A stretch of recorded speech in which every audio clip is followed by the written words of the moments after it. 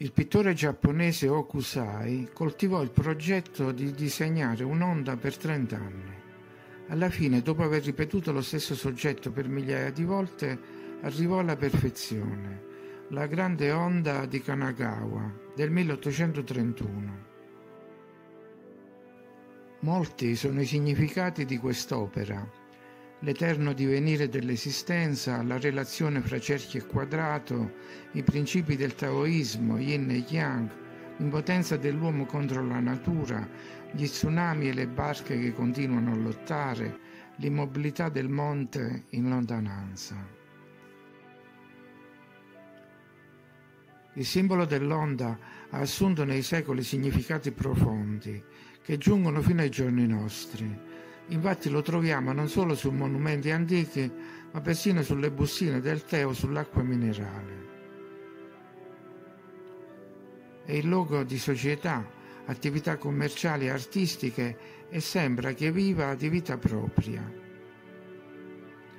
Ma l'onda ha radici lontane. Troviamo testimonianze in contesti diversi e territori vastissimi, diciamo pure su tutta la terra.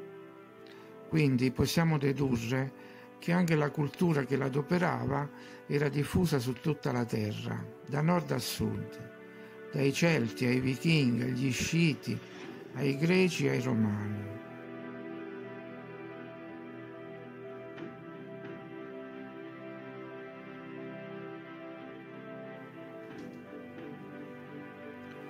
È impressa o scolpita su un'enorme quantità di opere, dai monumenti alle panchine della metropolitana, dai cancelli ai dipinti, ai fregi, alle statue, alle carrozze, come se fosse un marchio di fabbrica. Io credo che sia legato in modo speciale a Tartaria, poiché è il motivo conduttore della maggior parte dei reperti attribuiti a questa civiltà. Spesso è anche unita al grifone, che compare, come sappiamo, sulla bandiera di Tartaria e compare in maniera quasi ossessiva sui dipinti e le statue del cosiddetto Rinascimento, su opere famose di artisti famosi, come l'Annunciazione di Leonardo o la Madonna col Bambino di Filippo Lippi.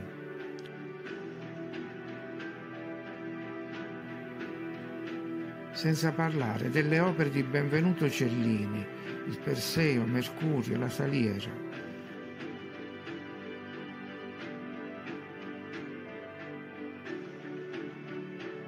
C'è da chiedersi se chi usa ancora questo simbolo sia consapevole della storia che ha alle spalle e, se è così, quale significato si può attribuire a questa scelta. Indica l'appartenenza a qualcosa, una religione, una fratellanza esoterica. Insomma, Tartaria vive ancora in questo simbolo? Quest'ultima immagine riassume il percorso dell'onda.